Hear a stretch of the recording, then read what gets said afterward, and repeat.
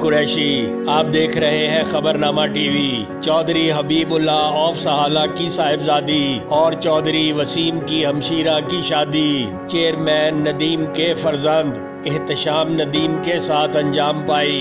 Fortress marquee में बारात का शानदार इस्तकबाल किया गया।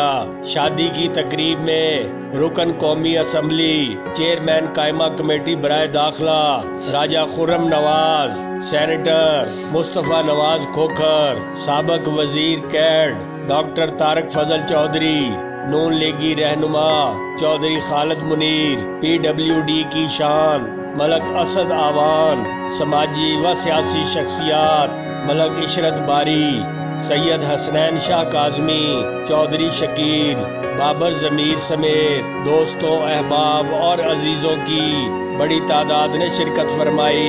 देखते रहिए खबरनामा टीवी, पढ़ते रहिए खबरनामा मैगजीन। अकासी राजा साजिद, हमारा चैनल सब्सक्राइब कीजिए।